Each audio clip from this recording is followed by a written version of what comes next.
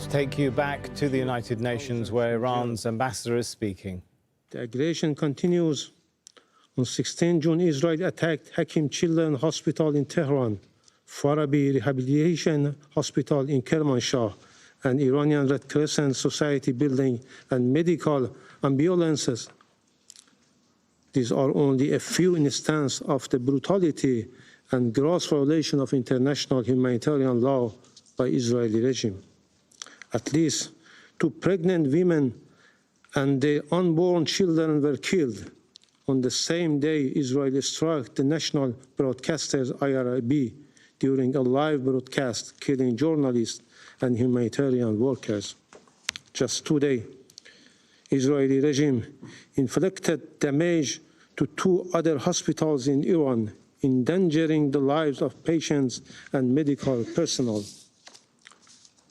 Up till now, 5 hospitals have suffered from heinous attack of Israeli regime, along with physicians and humanitarian personnel who have been killed or injured.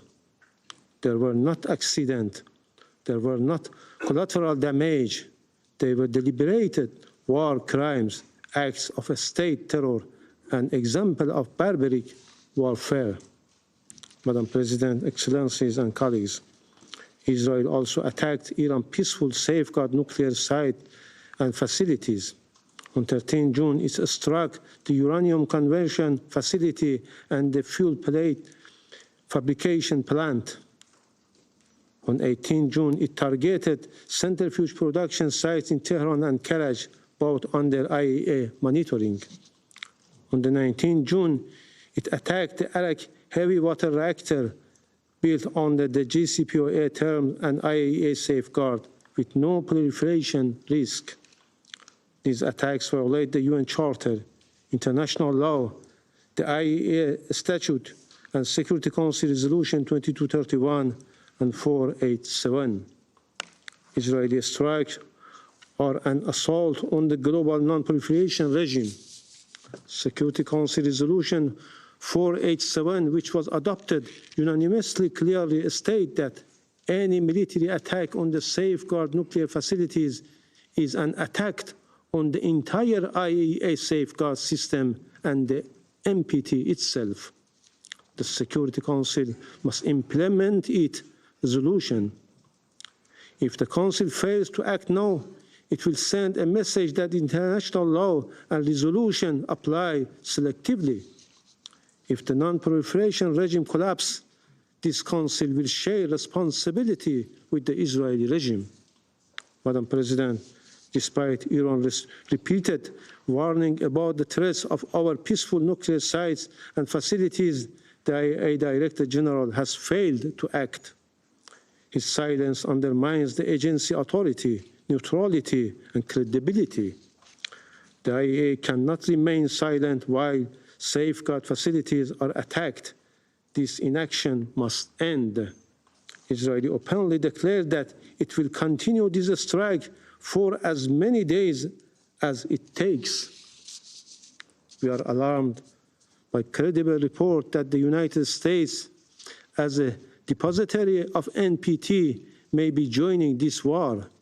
Any such support violates the NPT and undermines global security.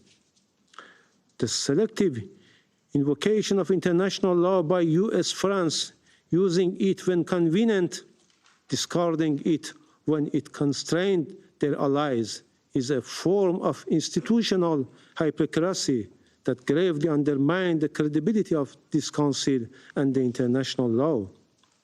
Let me be clear, Iran's nuclear program is peaceful and under the world's most extensive IAEA inspections. Iran has long advocated for a nuclear weapon-free zone in the Middle East. Israel is the only possessor of undeclared nuclear weapon in the region. It refused to accede to the NPT and block regional disarmament efforts. Madam President, Israeli aggression violates the UN Charter. It breached the basic principle of prohibition of the use of force. It violates Iran's sovereignty and territorial integrity. It violates international human rights law and targets innocent civilians and threatens the right of life and security of our people. This regime committed war crimes, crimes against humanity and state terrorism. It attacks on safeguard nuclear facilities, set a dangerous precedent for global security. Madam President, the already dire situation has been exacerbated by mounting and irrefutable evidence of direct involvement by the United States in this illegal war of aggression. The US has publicly threatened to strike Iran's safeguard nuclear facilities. Such acts constitute a flagrant violation of Article 2, Paragraph 4 of the UN Charter and a breach of the sovereign equality of states. These reckless statements and actions emanate from the head of a state who is a permanent member of this Council and entrusted with primary responsibility for international peace and security, and an irresponsible behavior. Madam President, Iran has exercised its inherent right to self-defense under Article 51 of the UN Charter. Our response has complied fully with international law, including humanitarian law. We have taken all necessary precautions to protect civilians. Iran will continue to exercise this right as long as the Security Council fails to discharge its primary responsibility under the Charter and until the Israeli aggression is fully and unequivocally terminated. The Security Council must act now. We reiterate our call on the Security Council to determine the Israeli illegal use of force and armed attacks against Iran are a breach of peace and act of aggression. Adopt binding and enforcement measures under Chapter 7 to halt the aggression and prevent its recurrence. Condemn clearly the violation of Iran's sovereignty and targeting of our safeguard nuclear facilities. Address the risk of wider regional war, especially the unlawful involvement of a third country.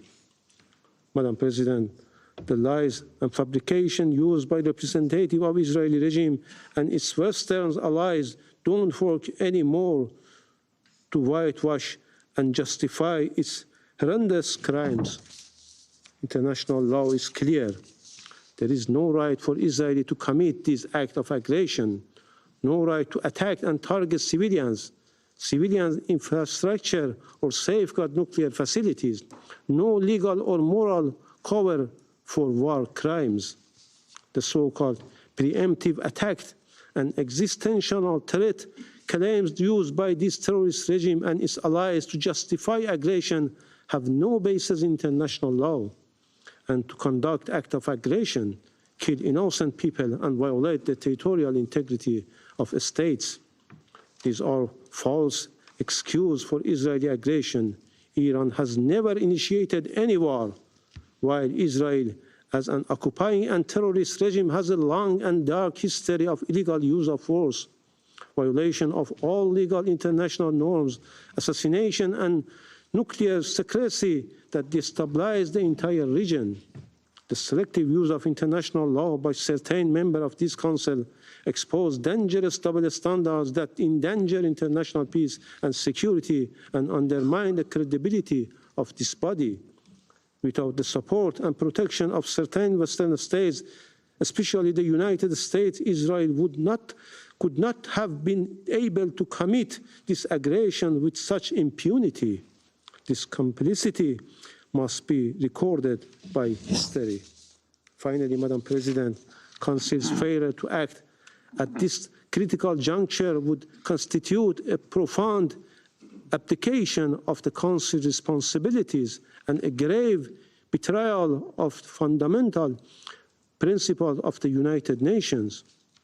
Inaction will embolden the aggressor, undermine international law, and send a message of dangerous impunity to the world. Thank you, Madam President.